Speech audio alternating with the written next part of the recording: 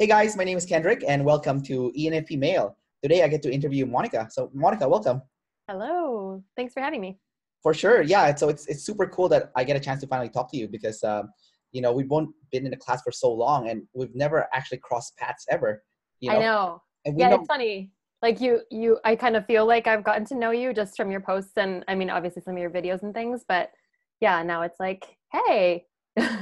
yeah. And I saw you in Dave's meetup, like the online meetup thing that he did with like how NE works. And like I've just seen you everywhere, but like we've never spoken. So that's just one of those weird things. Yeah. And we're friends with like a lot of the same class The members. same people. It's really weird. Anyways, Monica, so what kind of ESTJ are you? I'm a jumper, ESTJ, so that makes me I'm a TeNe.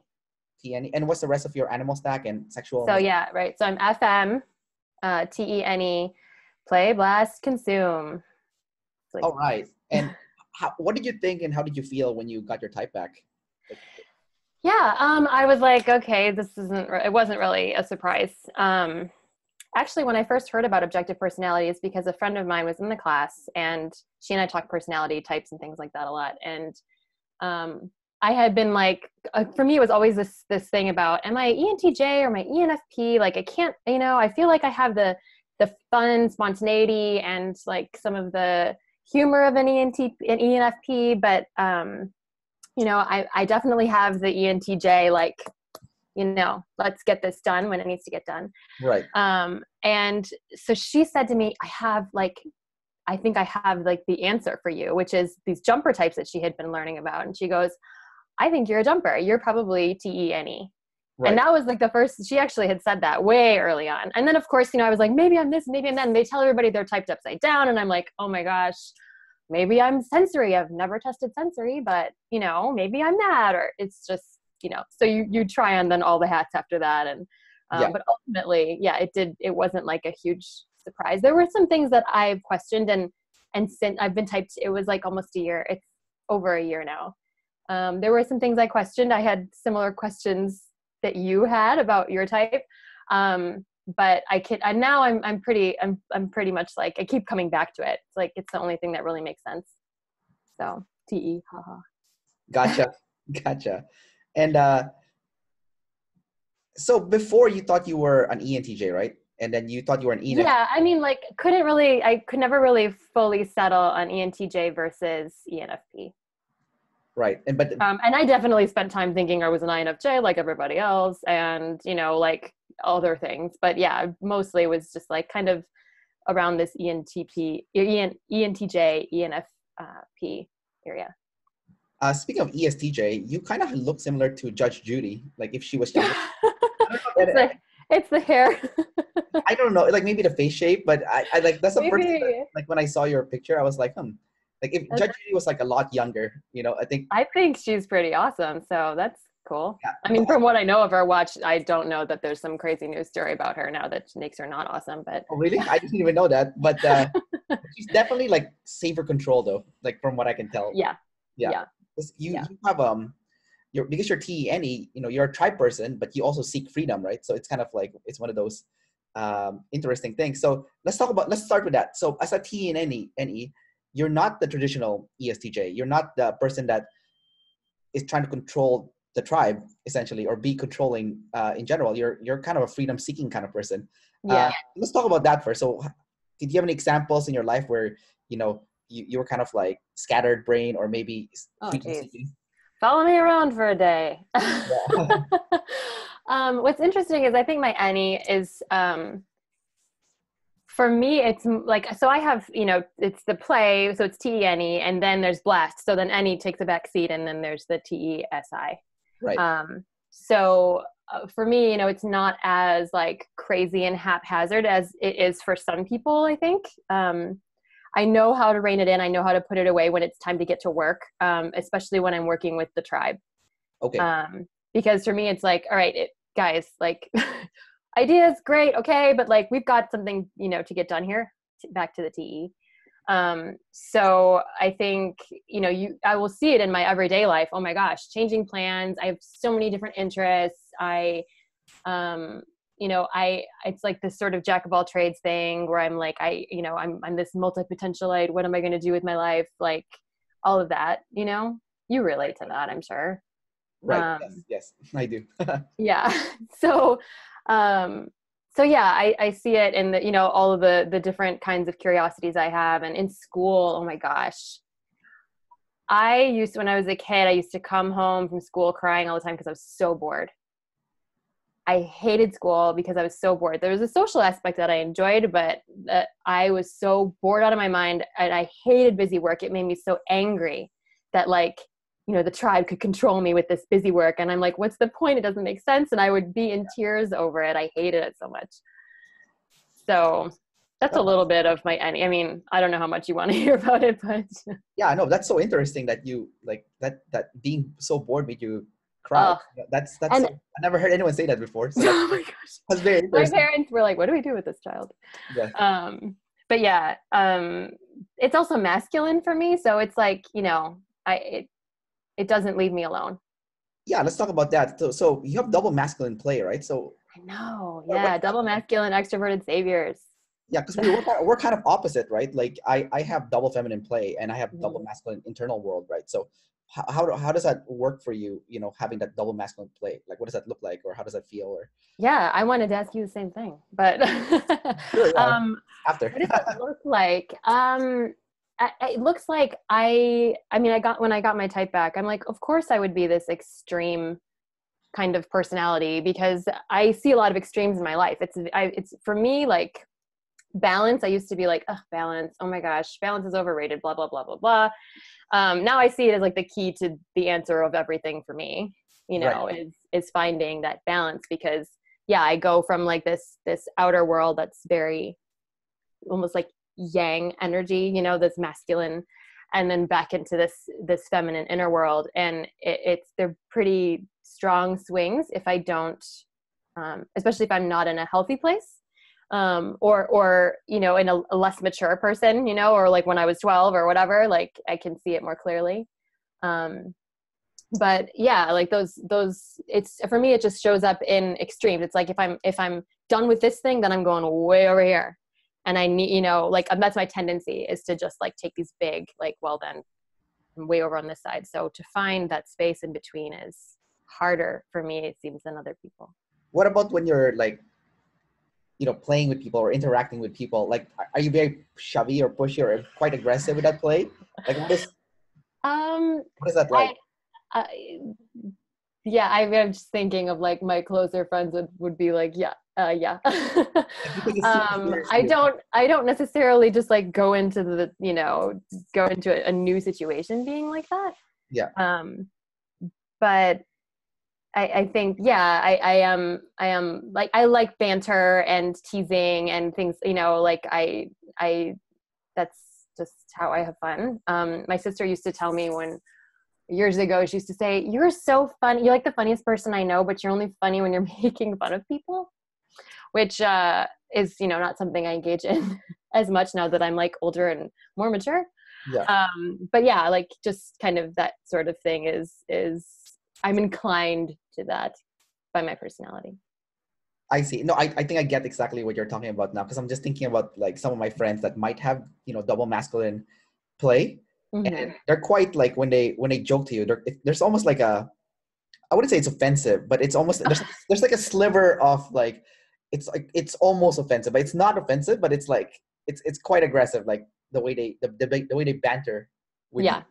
Yeah. And like again, it's like as with age and just life experience and things, you learn that like you just can't be that way with people, like Depends. Like you can't just jump into like you learn who you can be that way with, like some of your friends or whatever, but you don't just like jump into situations punching like this. And it doesn't ultimately serve the TE like effectiveness with the tribe, like you start to learn that, okay, I do value that effectiveness with the tribe, and if this isn't effective, then I'm not doing it. I see, got it.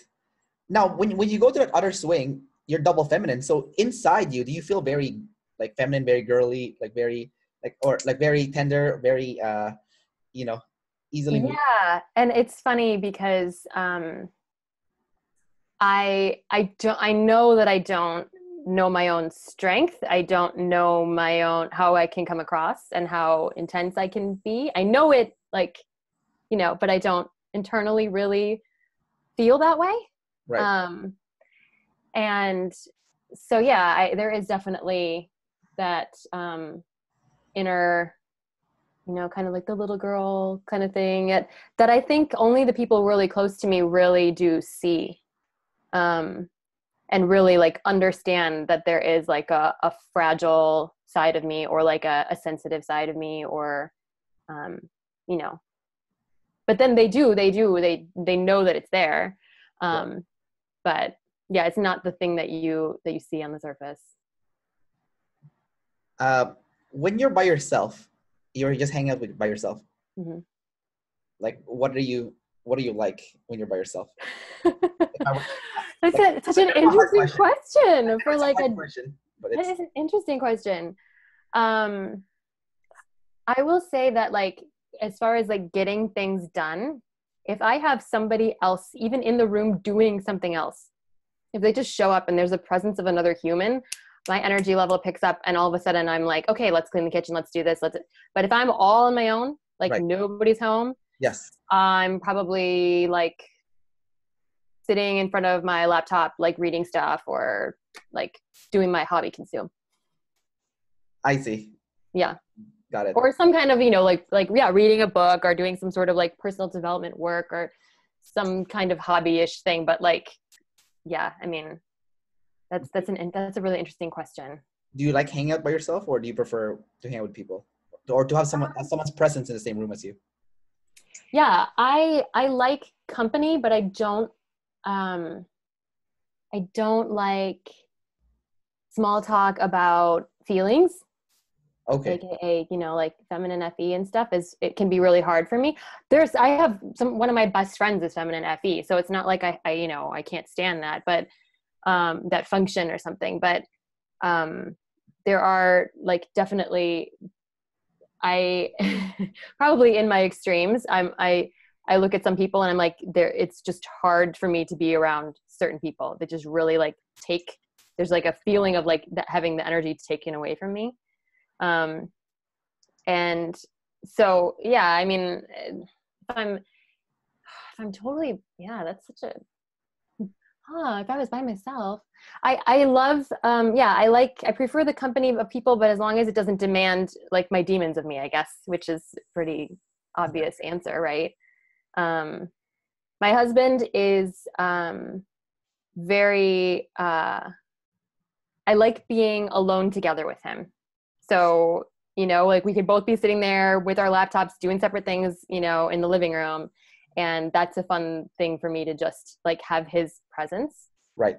But yeah, I don't prefer to be like just all by myself.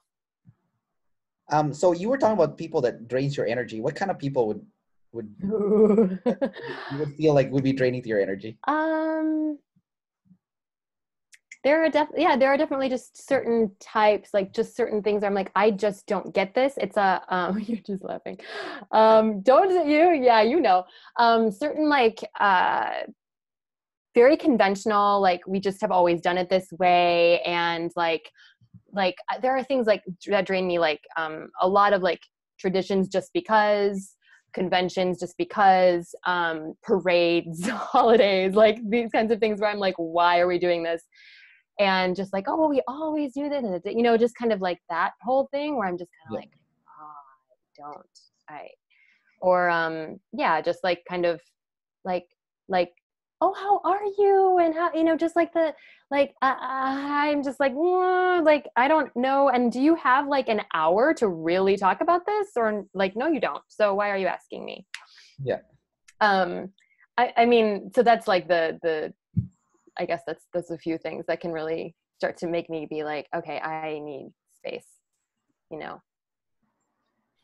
The ironic thing is that like that description that you made is, you know, if you look at the old MBTI terms, it sounds like a traditional ESTJ or ISTJ or someone that's like going line by line. Hey, you know what? We've always done it this way. Let's not. Oh, I know. It's so funny. And what I really like about like talking to you as, you know, being like the very different spin to an ESTJ is that you're actually against that in a weird way, because they've always kind of said that ESTJs are a certain way, but then you're like, no, I don't like that. Like, that's not me. And it makes sense. You have lead NE, right? So it's so weird, right? Because like, oh, people will think, oh, ESTJ, this person is like a cop, or like, oh yeah, no, kind of like traditionalist person that's just doing boring things. But I mean, like I said, this are all stereotypes, but right, yes. Obviously they're not all like that, but right, same with FE. Like, they're not all like that. It's all very exactly. Stereotypes exist for a reason, but then that's easy to talk about. But yeah, totally stereotypes. Now I would never have tested as an ESTJ, like a straight ESTJ. No way. No. You have blast second. How does that, like, are you very preachy, or do you like to teach people? Like, what's that like for you? My husband would be like, yeah. Am I very preachy? Do I like to teach people? I mean, this is a question I had, because I thought, I don't know, I think I have consumed savior, because I'm like always reading stuff and I'm always like consuming. I mean, right. Like, yeah. But it's not hard for me to speak extemporaneously.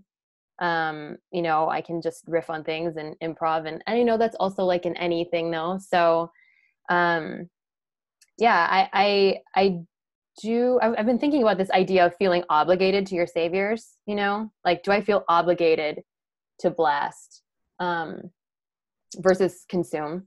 And I think, yeah, I think so. It's just, for me, it's always a checking in with the tribe to make sure this is something that they really want to talk about, because I don't want to alienate the tribe.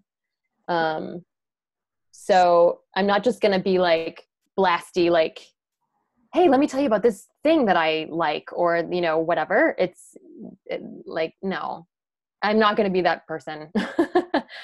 I have just too much awareness of, I don't know, like, social grace, I guess. Oh, like to not be like pushing in on like my thing, like social cues and what's socially acceptable, that kind of stuff. Yeah. And maybe that's also just play energy, is just kind of like that back and forth is something I prefer, rather than just like blasting. Like, I'd so much prefer this kind of format rather than me just talking to myself. Right. So play is your default. Like, you love play. Play is your yeah, if I can find someone I can play with, which, I mean, some people just, it's not working, we're missing each other, or they just don't want to play, or, we play in different ways. But yeah, that's like so much fun for me, and I will go until I drop. Now, even though you consume third, you did say that you do consume a lot. Mm-hmm. Like, you read a lot and you research a lot. Would you say the reason why consume is third for you is maybe because you're info dominant? Like it's for you, it's still very important to have the full range of information, not leaving anything out. Like, no stones left untouched. Like, make sure that there's nothing fell through the cracks. Like, so even though it's third, it's still very strong as a result of having blast and consume in the top three. I don't know if that makes sense at all, but yeah, I think so. I think for me, I definitely resonate with it as a hobby. So if I'm like, okay, school, right? If I'm forced to consume this thing that I don't want to consume, that just makes me ragey. Like, like, you have just a stupid thing that I don't even care about and whatever. I keep talking about being angry. I'm not usually an angry person, but as a kid, I was really upset by this. But isn't that everyone though? Like, no one really wants to read something they don't want to read, right? Well, I don't feel obligated though either. Like, I won't like press on. I won't finish a book just because I started the book. I don't know if you'll do that. I do. You will finish it just because you started it. You're like, I have to. I already started it. I have to finish it. Even though the book is terrible. Yeah, I've done it. Like, I've finished a lot of terrible books. Really? Oh no. I feel obligated to finish it. But anyways, keep going. Anyway, so yeah, for me, it's like, I will do it until it's not fun anymore. If it's not fun anymore, I'm done. So versus like the blast, I will teach, or I will blast reluctantly. Do you know what I mean?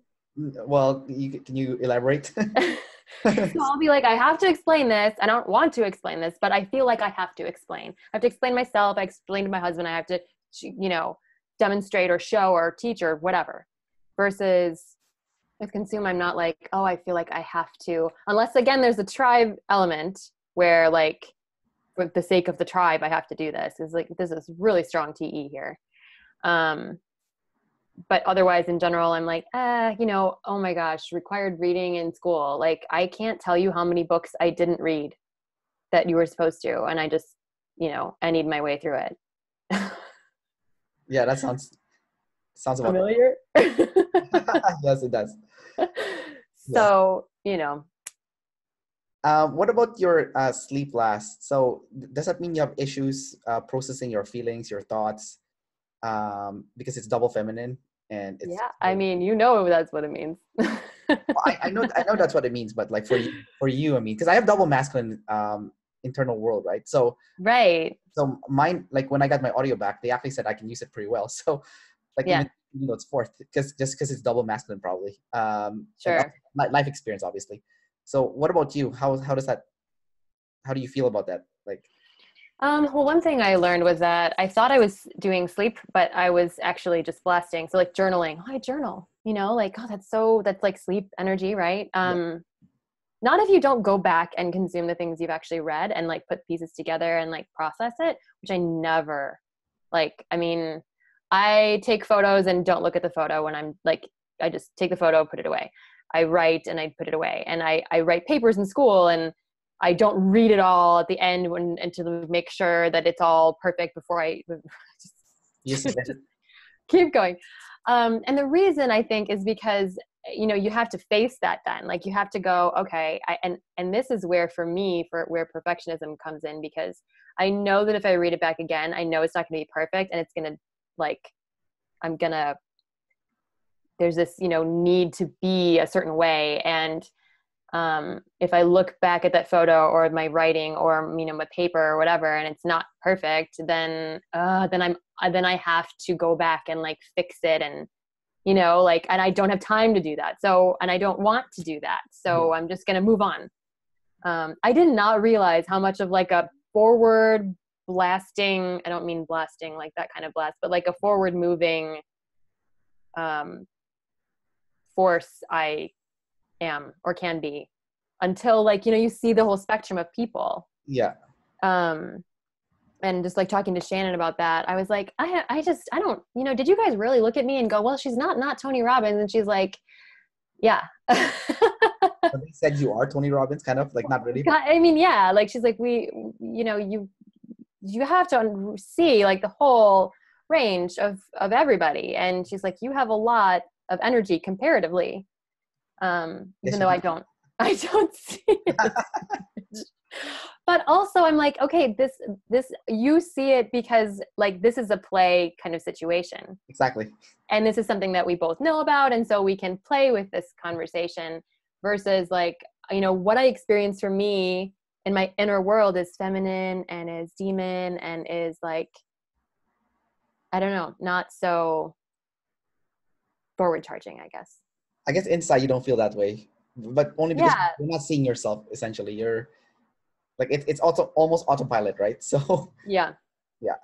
Let's talk about your TE then. So it's masculine and it's your first function. It's do you feel like you? I would say scold people, but do you what's a better word? Like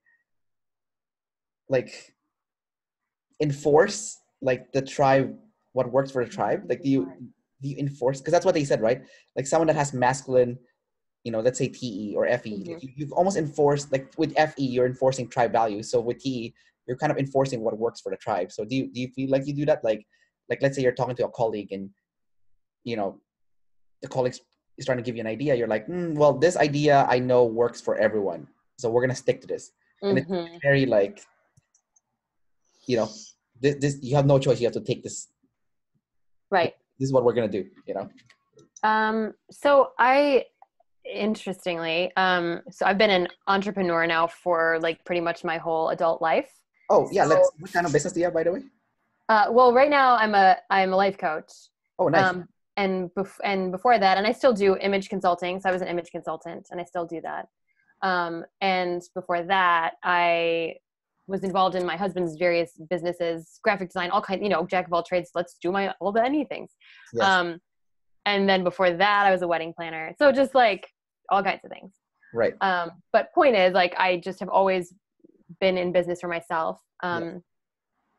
I have had employees in my wedding planning business, and that is hard for me. I do not know how to give people, like, it's like, that's where I'm like, I'm not an ENTJ, because I'm not good at just giving them like a really, like, I'm not an ESTJ. I'm not like standard ESTJ where I would be good at middle management or something. I'm not.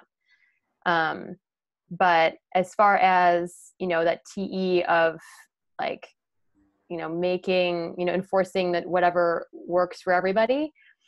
I don't get a chance to see that as much as far as like with, at work or something. And that's where I think I would see it the most, as opposed to, like just in social casual situations. I think like for a long time, I felt like my masculine TE was really bad. And it was like actually like a wrong, bad, shameful part of me. Yeah. So I spent a lot of time, I think, in FI and trying on FE for a really long time, and just trying to step away from that and just kept shutting it down, because I just didn't think that was okay, especially being a woman and having that kind of, forward energy. Yes. So, here I go, like talking about demons. But I think it was, it really made me, and in a way it has balanced me, and, cause I look at who I was before that, and like you would get all the masculine TE from a very young Monica. Gotcha. Like, yeah. So I've learned in that process. So as much as it was hard to have gone through that and to have been feeling a lot of shame around that, I think it has helped me balance out a little bit. By accident. So what's that? Because of the negative connotation that you had to it. Yeah. So even though I kind of curse that on one hand, I'm also going, well, it did help me, not be so like overboard TE masculine banging on everybody's head all the time. My husband and my kids would probably be like, yeah, that's what she is. She's banging on her heads all the time. Yeah. Yeah. But I think it's because you had the masculine NE, right? Like you kind of saw the pattern of like what is acceptable and what is not, or like what is effective and what is not. Yeah. And if you never saw that, then with the NE, then I think you would have still been the bulldozer kind of person. Yeah, there is definitely a like always serving like, well, this isn't working. So, if I'm inclined to bang on people's heads, but I know that it's not working, like doesn't work for people, then I'm not going to do that. Even if I want to punch them, and I'm not going to do that. Yeah. So here's my follow-up question then. You won't punch them, but when you see like a friend or a family member doing that, like doing something that's socially awkward or socially unacceptable, and they're clearly making a fool of themselves or making a fool of even you or somebody, would you try to step in and enforce it? I'm like, hey, stop that. That's not cool. That's not something that people like. Like would you then enforce, Yeah. that that they're being weird or something, or they're not yeah, that's acceptable? Okay, so here's an interesting something that actually I've been meaning to bring like to one of the Facebook groups, because I'm really curious about it. Sure. If it's a guy, yes, I would absolutely step in and be like, dude, no. Yeah. If it's a woman, I would not do that. For some reason, I am way more inclined, and I always had like guy friends growing up. Like I would be punchy and pushy with them. But if I'm dealing with another woman, I'm much more inclined to be soft and just use a lighter touch there, and just, approach the situation from the back end or with humor or with something to try to, not be so intense and direct, I guess. And I don't know if that's just, social conditioning or other like just deeply rooted stereotypes, or if I just, I for some reason prefer the company of men. I don't know what that is, but I wonder if like other people, if it's a function thing or if it's just me being a weirdo.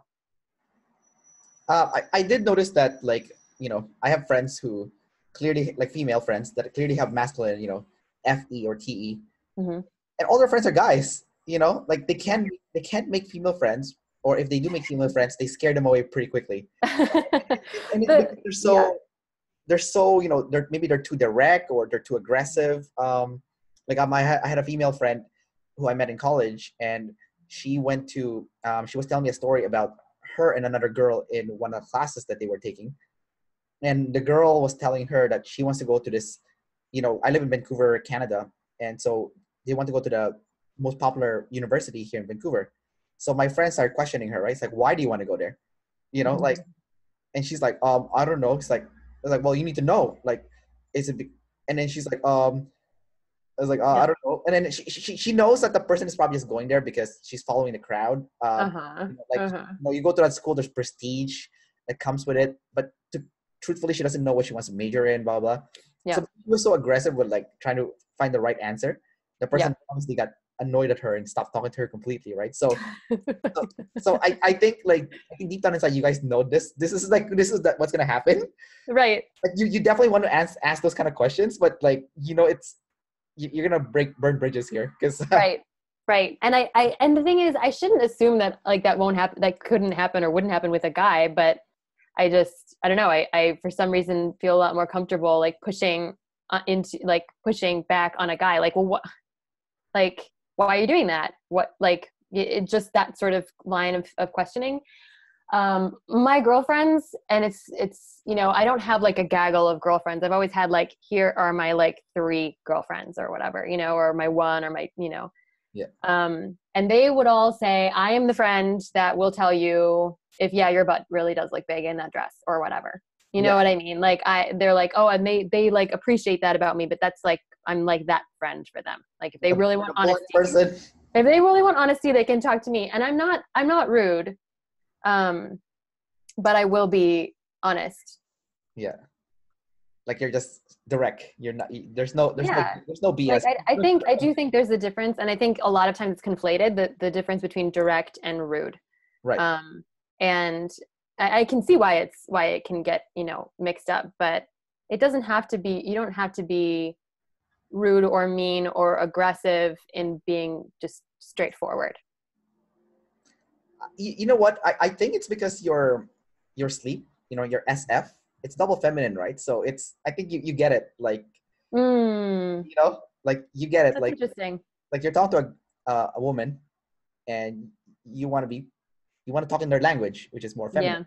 Now you are still a direct person, but you kind of sprinkle that like softness into that directness. So it's still direct, but it's not rude, and it's not like, it hits them so hard that they get emotionally traumatized, as a result. Yeah. No, I'm not like that. No.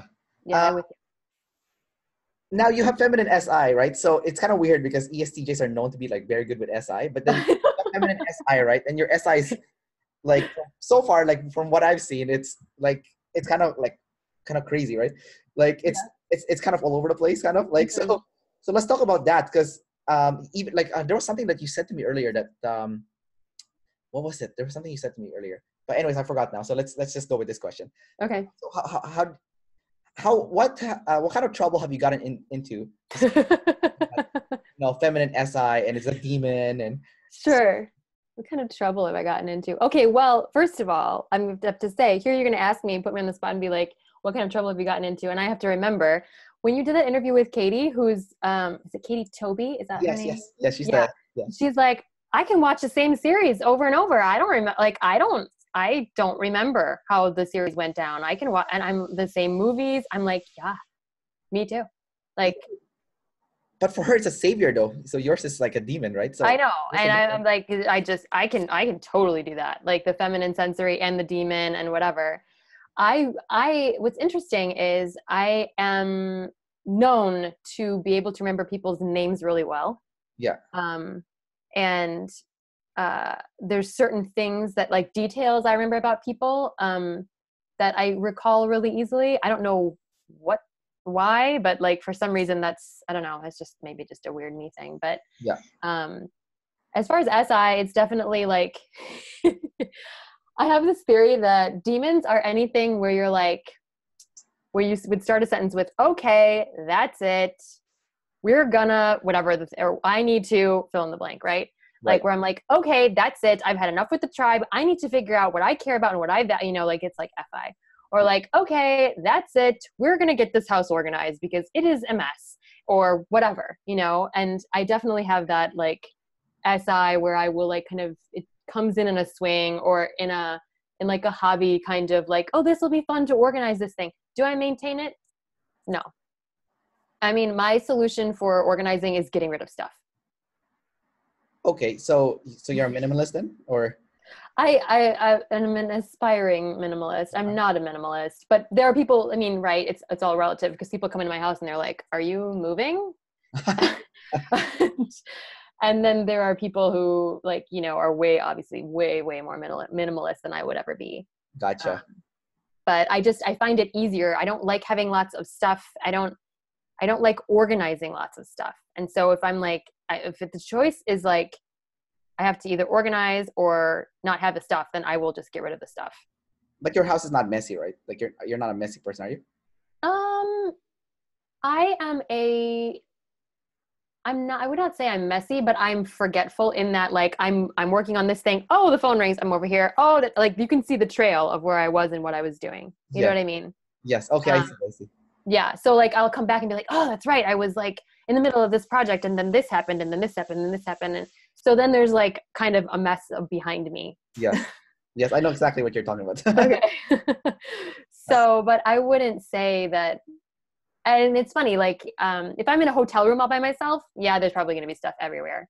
But I was at a hotel. I remember saying that to a girlfriend of mine, and then we did a getaway, the two of us, and she was like, I was so impressed, like how much you were just like, you kept your things to yourself. And I'm like, well, again, tribe. So because the tribe was there, because she was there, and I was trying to respect and, TE, like this doesn't work if I'm just putting my stuff everywhere. I was like consciously aware of like, I can't leave my toothbrush out. I can't just, Yeah. Yeah. Gotcha. My apartment's quite messy because me and my girlfriend both have fourth function SI, right? So yeah, it's gotten worse when I moved in with her, because when I was living by myself, I was that extreme minimalist. Like I literally only had like a bed and that's it. Really? And then people would come to my apartment like, you don't have anything. I was like, yes. Because if I had things, it's gonna be a mess. Yes. Now I live with my girlfriend now, so my girlfriend likes to have stuff, right? So it's like clutter everywhere. I'm like, But anyways. So do you guys have like on a weekend, you're just like, that's it, we need to get organized, and you organize everything, and then it all just, no, you don't do that? We do it like once a month. Like it's horrible. Once a month, you said? Yeah, it's terrible. Like, yeah, so like on a weekend, I mean, like, so like some weekend you'll just be like, okay, we need to clamp down on it. The clutter gets so bad that like, okay, we need to clean everything up. Right. Yeah. What about your masculine NE? Like, so are you obsessed with your patterns, or like let's talk about that. Am I obsessed with, you have such interesting ways of like phrasing this. Am I obsessed with my patterns? Would I put it that way? Yeah, I guess maybe I am. You're really asking me about my FI and my DI. Are you this? Do you do that? I don't know. Yeah, I know it's hard. It's not. Right? I'm like, do I? I don't know. Do you think I do? I don't know how else to word it though. Like, okay, but like, you know what I mean? Like, yeah. It does feel, NE feels very, very shovey. Like almost like both TE and NE, actually, I experience sometimes, my DI experiences it as a bully in my life. Yeah. Like I will bully myself with, I have to have reasons for this, and why can't you figure this out? And like, just, I will bully myself. Are you very good at planning then, as a result of having that like masculine NE and TE? At planning, you said? Yeah, because no, you're taking big picture, with it, and then you're seeing all the connections, and after you see all that stuff, then you execute based on that, like, Yeah, right? This is why, like, I kind of relate to, especially in MBTI, more of like the NI sometimes. Yeah. Because yeah, I can reverse engineer a solution pretty well. for things. Like I can see, okay, these are the possibilities. And so here, like kind of like bring it back. Yeah. So which is also kind of like an NI-ish thing. But I think, with Dave and Shannon's approach, it's like, okay, intuitive, gatherer. So, we've got, and that's how we arrive at NE really, is like, I'm gather and I'm intuitive and I'm NE. But it does feel very, very pushy. Like I can't, like I'm working on one thing and my brain is it just does not stop. And I try to just, grab onto thoughts and ideas, and I'm always this is maybe in anything. I'm always doing like at least half a dozen experiments in my life, like trying new things, like waking up at a certain time, or one of these things was like tracking. I'm like, instead of like, oh, I'm wondering about this, I'm going to go find out, I'm going to Google it, or I'm going to, I want to do this, I'm going to do it right now. Like, I'm just going to stay focused on my one thing. And I'm going to keep a little capture pad here of like a notebook of all the things that are coming into my head that I need to do or want to try or might divert my attention. And so I just like listed all those things out instead of doing them. And it was a ridiculous list at the end. And I was like, if I do this every day, I mean, this is like an unreal to-do list. Yeah. Do you know what I mean? Yes. So it's just like always pushy. Do you feel like your NE is like that? Well, I'm feminine NE, but right. It's my first function, right? So the problem with it is sometimes I feel like I've gone so far forward in the future that I have to rewind back to reality. It's that makes sense. But it's like I've just gotten myself so far in like I'm living in 20 years now. Like, let's say I'm taking a shower and then I'm thinking about like the future. And then as the day goes by, I'm like, oh my God, I'm so far ahead in the future now. I need to like dial back. Let's go back to today. Come back to right now. Yeah, What's right in now, front of you now? Yeah. Yeah. So it's horrible. It's annoying, but it happens to me all the time. But it's not the same as you, right? It's your third function, right? So yeah. So well, your third, yeah. It's the savior, but your third. So it's right. Yeah. Let's talk about the last one, the FI here, the feminine FI. So, what kind of stuff have you been doing to kind of work on that, like your feminine FI, and see your identity better, know what you value, what's important to you in life, what makes you happy? Have you taken any time to work on that? Yeah, it's funny. I've known for a long time this is a problem of mine. Like it's before I had words to describe what was the issue. Like I've known that this is a demon, that like my FI. So I have definitely been giving a lot. I've spent a lot of time on it. That doesn't mean I am super competent with it yet, but one thing that I've been doing now very intentionally since Dave and Shannon and getting typed and all that is, it's consuming my own blast. So it's writing and then actually consuming it and connecting dots and, actually saying like, well, here, what do I value? What are my values? And actually listing them out instead of being like, I kind of know, it's fine. Or letting something else outside of me dictate what those values are. And just saying, and letting that be okay. Like if there's like, to kind of get out of this idea that there are right values and wrong values, just to like open myself up to the possibility, like, what if it's all on the table? What do you really care about? That was like, whoa, okay. But also really enlightening and really helpful to just be that honest with myself about what I care about. That's been very enlightening and still really hard. And it is like I feel the pain of the EJ. Yes. Did you have any discoveries personally? Like anything specific since? Oh geez, what have I not discovered? Oh my goodness. Like maybe just mention one or two, like big discoveries that you about yourself. Boy.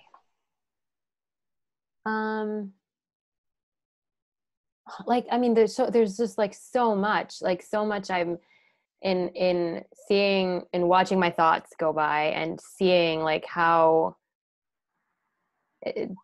seeing what my fears are. So you are familiar with Enneagram, yeah? Yes.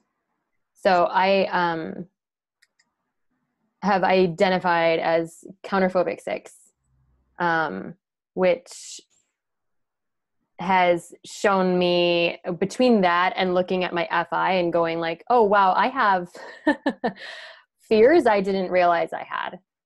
Because that counterphobic, which is, it's like counterphobic 6, like, of course, because you've got this counterphobic push forward in the outer world, don't let them see you sweat, keep going. And on the inside, I am like,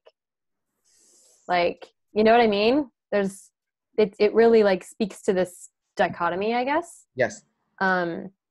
So really identifying like, oh, I didn't know that other people didn't have these fears or these concerns, or I don't know, just realizing that you're not the same as like everyone else in certain areas, which is like, oh wow, duh. But I think there's always new things to realize, and for better or worse, right? I know I'm totally not giving you like a direct answer here because you're asking about my FI. Yeah, fine. But yeah, there are just so many things. It's been a lot of things about like just tribes I used to be part of and cultural things I used to be part of that I'm like, you know what? And separating from the tribe and then saying no to that. And that's really hard. And that is going to be someday the hero's journey story of my life. But I'm still like really feeling like I'm in it and I haven't triumphed totally. Right. But I'm pushing through that, and it feels really scary, but I know because of my type, I know that that's the work that needs to be done. Yeah, I was having a conversation with an EJ friend before, and he was telling me that, you know, he likes to go out and go for drinks, go to nice bars, blah, blah, blah. You know, Saturday night, you know, it's time to go out and, you know, get a life, have a part, you know, do some fun stuff, socialize.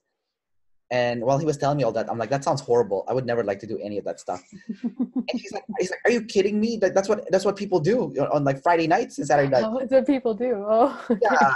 And I'm like, no, that's what you like to do. And yeah. like your kind of people that like to do. He said, I hate that. My girlfriend hates that. Yeah. I know a lot of people who rather stay home and be homebodies. And like, he's like, are you serious? And then he was like, it was like a discovery for him, right? And I was like, yeah, not everyone likes to go out and party or like go on like a Friday night, you know, like some people, their Friday night staying home and doing nothing, you know? Right. So, and also like, I mean, even for a very extroverted person like yourself or like me or like a play first person, it's like play doesn't mean party. Like my version of a party is like, let's all like sit around a table and like learn about and talk about our experience with objective personality and like drop sketches and charts and, you know, yeah, that sounds like a more fun party actually. Way more fun. That's really nerdy, but we're both NT. I know, right? Totally. Yeah. I want to ask you an EJ specific question. Yeah. Have you ever eaten in a restaurant by yourself? I did once. How was that? Only once. Yeah, I was determined to not be weird about it, but I definitely felt weird. I don't, and then it's one of those things I'm like, of course, doesn't everybody feel weird eating in a restaurant alone? No. Probably not. No. Duh. I did not sit at the bar. I was like, I'm going to sit down. It was like a nice like French restaurant. And I went there all by myself. The only reason I was doing it was to spite my husband. That's a whole other story. But yeah. Because I wouldn't have done it otherwise. I was like trying to get back at him for something. I'm gonna go to this restaurant by myself and have myself a dinner and whatever. Yeah, what was that experience like? I'm curious. I remember, yeah, it felt weird. And I felt like I needed to have like, I brought along a notebook. Yeah. You know, like, so at least it would look like I was doing something. Like, what do you do? Otherwise you just sit there and like, what do you do when you're waiting for your meal? Yeah, just sit there like a weirdo. Like, what's wrong with this lady? Yeah. like, oh, I'm just, you're like waiting for me. Maybe I'm waiting for a friend. I need to like create some sort of backstory here that like Yeah. as if anybody cares, right? But of course, I think people are watching me. Yeah. Yeah. So yeah, I did one time, and if I ever did in the future, yeah, I would totally sit at the bar or something where I could, I don't know, hopefully find somebody I could play with. No, you know what? Good for you for doing that, because I've like when I talk to a lot of EJs, Yeah. challenge I set to them, right? I'm like, go eat in a restaurant by yourself. Yeah. Some of them, like, they just can't. They like put it off, right? It's like, no, I haven't. I've thought about it. I'm like, no, they do it. Like, you gotta do it. They're like, oh, it's like the worst fear, like eating in a restaurant by yourself as an EJ. It's like, it's my favorite question. That's why I asked you. I'm like, oh my God, yeah, you did it. That's so awesome. No, I did. But again, of course, it was like, yeah. It was like for try reasons though, like it was because it was not for, I mean, it was a thing. Like, it was like, I'm annoyed with my husband and I'm going to go out and I'm going to have dinner by myself. Yeah. And yeah, it was like, why are you doing this? No, that's cool though. That's really cool. I like that actually. I mean, you try to protect yourself by having a notebook and stuff, but that's okay. You still did it. Right. You like, maybe the next step is to go there and just no notebook, no cell phone. Like, just stay. Try to protect myself with a notebook. Like, that's okay. Yeah. That's funny. So I think I want to ask you a question about being a double observer. So are you pretty balanced with chaos and control then? Like more or less, or? I think of myself as pretty balanced with chaos and control. Yeah. There are people who would think of me as super controlling and people who would think of me as super chaotic. So yeah, there's both. So like two extremes is a balance, right? But I think though with the double observer, what I do wonder about sometimes is like I totally have the observer freakouts and the decider freak. I have all the freakouts. Like Area 51. Oh my gosh, what? Like my parents were Y2K preppers. Oh, that's funny. Oh yeah. I'm like, you wouldn't believe. Are they IGs or something? Like, what is this? I don't know what I think it was a tribe. I don't know what it was. That's the whole story. But like, I was like, oh my gosh. I mean, so this is kind of who I was raised by. So I think there's some of that. Yeah. Observer fears there. Yeah. That are just bred or nurtured in me. Like a lot of like nonsense paranoia. Yeah. Which I'm like, even today, I'm like, wow, like, I think ultimately that stuff can really like mess with my head. And for me, I just have to like, I think the fact that I can just put it on the shelf and be like, not right now. Like, I'm not going there. Is my way of kind of double observing, I guess. Because if I was really an observer, I think it'd be a lot harder to put that on the shelf. You probably think it's real, Yeah, right. I mean, and sometimes like I have had, and especially periods in my life where I have thought it was real, and I've had weird I went through a period in my young adult years where I just there's weird stuff going on I can still to this day cannot explain, and it really just like totally freaked me out. And now I'm just like, like there is just so much we don't know about, science and how the human body works and energy and like all kinds of NF stuff. Right. Right.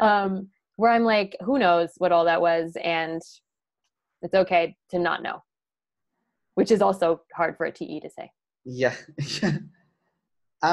So earlier in the interview, you said that you had a business as an image consultant, and I still do. Yeah. Oh, you still do. And then you did a wedding planning and what was that? Other graphic design, some like business management and things like that. So by you being a visual in your sexual modality, your feminine, masculine, do you think that really played a huge part in your decision to be an image consultant? Because like you have a very good eye for what looks good, essentially. Yeah. I realized that it was just that comes naturally to me, and that I realized that there's an effectiveness element there where so like kind of putting that with my TE of like, okay, the visual and the TE, and going like, I am not the person who's going to spend hours on makeup and like just for fun, like for the fun of it. For me, it's like, how quickly can I look as good as possible, as quickly as possible, as easily as possible? Yeah. Great. So yeah, there is a lot of visual in a lot of the things I have done. But I don't consider myself like a visual artist. I think I have artistry in some other areas maybe, but I don't have like that real like FI artistry of like just being able to just summon up things that don't necessarily make sense but are still amazing. Like for me, it always has to like make sense. Yeah. Like visually, there has to be congruence, or there has to be balance, or there has to be composition, and like all these things that have to, work to make it be good looking, I guess. You know what I mean? Maybe you don't because you're not visual, but no, you know what? I am not visual at all. So I've always relied on, people who are, FMs or double feminine. Yeah. Because I was like growing up, I was completely blind to that. Like I knew it was a problem too, right? When I was a teenager, I was like, I have zero fashion sense, and I know it. Yeah. I know 100% the fact that I don't know what looks good. Like yeah. I didn't understand until I was much older. When I was much older, I got a gist of it because I work with an image consultant. Did you? Like in school, okay, when I was in college, we were doing a fashion show, and they made me like, they made some of the students the model, so I was like one of them. So okay. We were working with this lady who was like a celebrity fashion image consultant. Uh-huh. And she used to work for Bill Clinton and stuff, so she was pretty pretty out there. Yeah. And she told me, it's like, Kendrick, you have a small head, so you need to wear V-necks, and you look good in vests and cardigans, and like your socks need to match with your jeans, and your belt needs to match with your shoes. And I was like, oh my God, I'm learning so much. I'm taking notes. I was like, oh my God, that's so good. It's like, with your hair, you look probably better with a spiky hair. And I was like, oh, uh-huh. This is all good stuff right here. Right. And I actually started implementing it. I was like, wow, this works, yeah, right. So, it works. TE works. Yeah. Yeah. That's interesting. But yeah. I do. Yeah. Like, so for me, I like, whether it's any kind of design, graphic design or event design or human person, just putting clothes on a person or whatever. Yes. I really enjoy like working with what is there and making, like, kind of following the integrity of that.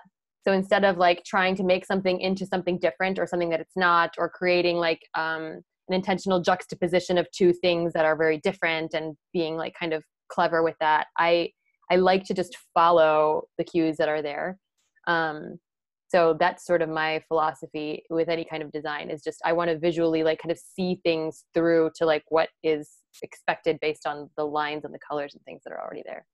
So you have a system for it then. That's pretty much. Yeah. And yeah, but again, it's sort of like, I'm not that like, oh, I'm going to wear this just because I like it, because I'm like, it just looks ridiculous though. Yeah. Like the whole composition is off and my legs are too long, and where some people would be like, oh my gosh, just wear what you love.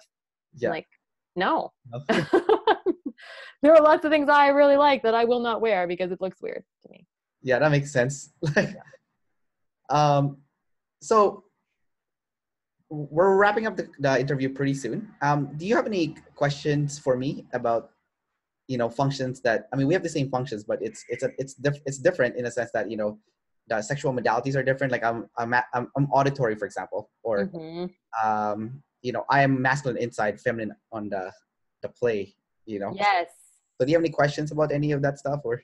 Yeah. So, you have, like you said, feminine play, and then masculine sleep. Yeah. I would like to know what your sleep processing looks like. Are you like I'm very, to get myself to do something, I almost have to I have to like kind of beat up on myself a little bit and really push myself. I wonder, how do you motivate yourself, or how do you like, I'm not saying that's a healthy approach to dealing with, like motivation and things, but like what motivates you, and what's your self-talk like, I guess? I think the first question I always ask myself before I get in any situation is, if I don't do this, will I respect myself? And that's like the first question I always ask myself. Like, well, if I don't do this, will I lose self-respect? It's that question is ever present. That is an interesting question. Like in my head. So, like for example, let's say my boss goes up to me and she tells me, because I work in the fitness industry. Yes. So she'll say, hey, Kendrick, can you cover for this class right here, this class? Yeah. And I'll go inside my head. It's like, okay, if I tell her, no, I don't want to teach that class, will I lose self-respect for myself or will I not? You know? Really? Or like, Is it that conscious? always, it's ever present. Like, okay, let's go with dating, because dating's like the best example. If I don't talk to this girl, will I lose self-respect for myself? So if the answer is yes, I'll lose self-respect for myself. Like, okay, now you need to talk to her, even if you look like even if you make an ass of yourself, you need to do it, because Really? otherwise you're gonna lose self-respect. So you need to do it. So I do it. Like I've done many times where like I went up to a girl, I said, "Oh, I think you're really pretty," but like she got like creeped out, right? And then Can't imagine why. yeah, and then I'm like I didn't say it in a creepy way or anything. Like I didn't have my eyes like bulging out and stuff. Like, Kendrick, don't you give dating advice to people? Come on, you can do better than that. Yeah, but like no, but like that was like the question that like I asked myself, right? It's like, will you lose self-respect if you don't approach this person and like talk to them, you know? Yeah. And like that's where I always base my actions on. And That's so interesting. and as a result of doing that, I actually really like myself, just because I've always done things that answers the questions like, will I respect myself if I do this, if I don't do this? Yeah. So I really honor that FI, you could say, like even at work, right? Like my boss would say, can you teach this group class? I'm like, to be honest, like, because I don't have, masculine TE, right? My TE is feminine. So I'll say something like, to be honest, I don't really like to teach that class. And like, I just don't like it. So I won't teach it. So can you find someone else, please? Like, that's how I'll say it, right? Okay. Yeah. And then like, but my FI is masculine, right? So I'll say like, but I really like to teach spin. So any spin class, I'll take it. It's mine. So it's like, okay. It's like I'm more direct with my FI. Like it's not like, it's not like, like tippy-toeing. I'm tippy-toeing with the TE, like, right? hey, I like this. Yeah. I'm like, when I like something, I just say it. Like I just directly say it, right? Like, I like this. I don't like this. It's, but the sleep process is a little bit different, right? Because I have to use my SI for that. So for me, I have to trick myself that I'm moving for me to use my SI processing. So the best, I found that the best time for me to do internal processing is when I'm in a car or I'm in a long bus ride or I'm in a long plane ride, So I'll actually just sit there and I won't use the computer to surf the net or play games on my computer or what, in the airplane, you can watch movies, right? Yeah. Sometimes I won't even watch a movie. I'll actually just look like I'm just sitting there. I look like I'm just sitting there and I'm just processing my thoughts. And I figured that it's one of those times because like I feel like when you're not moving, you're being inefficient, right? So so you always need to be doing something, otherwise you're inefficient. But when you're in a plane, you're already moving. So now it's like, okay, now it's okay to go sit back and interesting, process things. When I drive my car, I don't listen to music, right? I just drive with, radio silent. You never listen to music? No, I used to, but I'm not anymore because now driving my car is the time for me to sleep process. Yeah. That's my time. Like when I'm at work and it's slow, I'll go find like a corner where there's like no one there, and I'll just sit there and just sleep process. But because I'm already at work, so I'm getting paid, and I'm technically so you say like I'm gonna sleep process. Like, what are your thoughts? Like, you're reviewing the day, you're reviewing sensory. What are you thinking about? Usually, I'm thinking about like conflict that happened in my life or things that made me feel insecure. So, like I'll give you an example. When I used to work in an office, and I used to work in this like window, right? Like a courier window. So the courier would drop off the mail and packages for the company, and I'll pick it up and like I'll put it on a notebook and I'll scan the bags. I'll open it up, take the mail, and give it to the right departments. Yeah. And then the guy who used to work in the window, I found him to be quite slimy, right? Like I just didn't like him. Like he would always go up to me, right, and say like really like he would say things to me. He's like, oh, like okay, this is gonna be like pretty messed up, but he'll say he's married, and he always says like, Kendrick, you know how my girlfriend. Let's go to like a brothel together. Oh, nice, right? Yeah, and then I'll be like, aren't you married? Like, what the hell? Yeah. No, I do it all the time, and I'm like, and then like he's like, yeah, come on, let's go. I'm like, and then like I would get so triggered by him, right? Like, and like, or he'll say things like he'll just keep calling me out, right? Oh, you don't have a girlfriend yet? What's wrong with you? Like, and then I would like take some time back to like think about, it's like, why was I so triggered by this guy? Yeah. What is it about him that made me feel triggered? You know, like, is there something that I'm insecure about, or that I'm ashamed about? So like, that's how I would sleep process. Like, I'll think about the moment when this guy said that and I felt a certain way, and I'll think about it. Like, I'll really try to figure out, why did I feel the way I felt? Why did I react the way that I reacted? You know? And does then, it feel like when you're doing that, does it feel like a really intense time? Like, yeah, okay. it's super intense. Yeah, I feel very uncomfortable, but like, I know I need to do it, so I do it. Yeah. And I always come up with a conclusion at the end. Like, for example, with that guy, you know, like, for me, I was like, okay, like, I think the part where I feel embarrassed is that, like, I didn't start dating until I was older, right? So like, the embarrassing part was like, oh, I feel embarrassed that, you know, I'm this age, I still don't have a girlfriend. Sure. But at the same time, I don't feel shame for not having a girlfriend, because I did not want to date just anyone.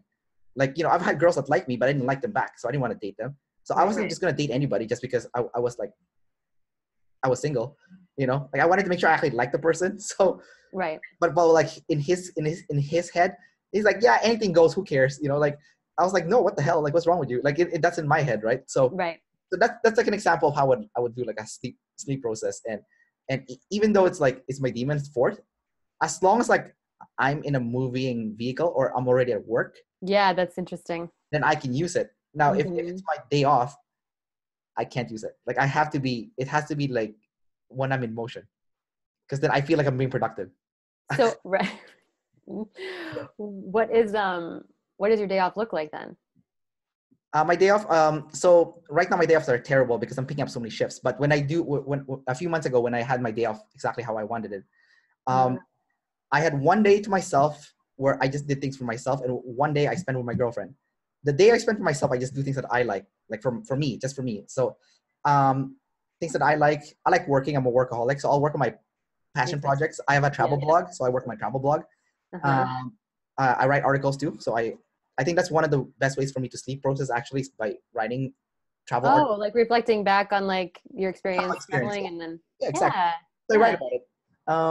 I like to play specific kinds of like computer games, so I do that too. I'm still a nerd inside, and I like to. What else do I like to do? I like to work out. So there's like certain things that I like to do on my day off, right? I like to veg out and do nothing too. Like, I like to lay down in bed and watch like those YouTube channels that talks about like what if, or like infographics, you know, like like those kind of stuff, like the really nerdy stuff, like you know, like this man that was stuck in the ocean for 180 days, you know, like I love those stuff, right? Like, so like I really eat it up, right? So I'm just laying in bed like watching them, right? So that's how I spend my day off. But like but I'm not sleep processing when I'm doing that. I'm like doing recreational stuff for myself, you know. So totally. Okay. Yeah. So I don't know if that answered your question, but no, I'm just curious. Like, I mean, I figured it was probably going to be like many different kinds of things. Being like lead any, and also like feminine. So like, hey, like it's just, I don't know. I think feminine any is really interesting. I don't think I fully understand it. Well, I have a lot of things that I like to do, right? Like it was worse when I was younger. Obviously, I'm older now, so I know that I don't need to start anything, because if I start something else, it's gonna be bad. But like when I was like in my 20s, I was doing a lot of stuff. Like, you know, like I was learning hip hop, like hip hop and break dancing. I was terrible at hip hop, but I actually picked up break dancing pretty quickly. I was into like lifting weights. I was into reading like survival books. I was into reading self-help books.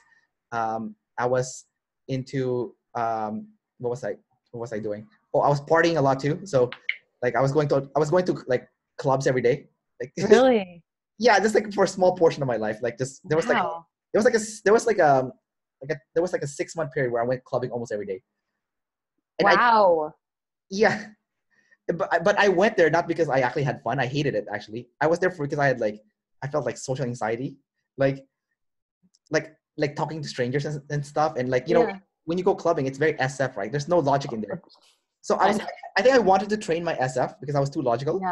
I wanted to go there and act like an idiot, you know? So that's pretty much it. Were you able to do that? Were you able to just like let go and just be like that? It was weird because so there was days that I could, but there was more days that I couldn't. Yeah, I feel so out of place in that kind of environment. But you can. So like Owen Cook talked about like micro momentum. So so basically like when you're in like a club situation, you just basically you can't stop talking to people. Like you have to rely on play like the whole way. The moment you think it's over, like you can't think. Like the moment just you can't think. That's what it is. Yeah, the moment you think it's over, it's over. You break yourself out of that SF thing. Like yep. You cannot think. Like you have to keep acting like an idiot. Like you go up to person like high five people. Hey. Right. Yes. Yeah. I'm like, I don't know how to do this. Like I do not know how to just turn off my brain. And I don't want, like, it's like that also is, I mean, when you think of like the feminine introverted demon SF, it's like, no, that is very personal. Like, I'm not just going to like, the TE is like the big guard at the door, and I'm not going to like, let that go away. Cause I don't know what's going to happen if I just like, go jump into this like world. And I don't know. I didn't know. No. Yeah. I had like a lead EJ friend who's like, Kendrick, we have to go on the stage and dance on the stage. Like, and I was like, oh my God, I feel like such an ass doing it. But then I went back to my head. It's like, will you respect yourself? You don't do it. I was like, okay, you need to do it because really, this is for your own personal development. Your own personal. I know, right? I know. Yeah. So you're gonna go up the stage like a complete moron, and you're gonna start dancing. So I did it, and I felt so awkward inside. It was like the most awkwardest like moment. And I've done it several times because my friend keeps making me do it, right? And I'm like, okay, no, personal development. This is personal development. I just need to do it. Just go through it. It's so true. You know. So it's just one of those things, you know. But that's the question I like to ask myself, right? So everyone's different. So you know, that's my thing. So yeah, that's good. I like it. Interesting. All right, Monica, thanks for doing this interview. That was fantastic. Yeah, it's fun talking to you. I'm gonna say goodbye to everyone now. Hit the stop button of the recording. Okay. Bye, everyone. Thanks again, Monica. And then I'll talk to you after the recording is finished. Sounds good. Here we go.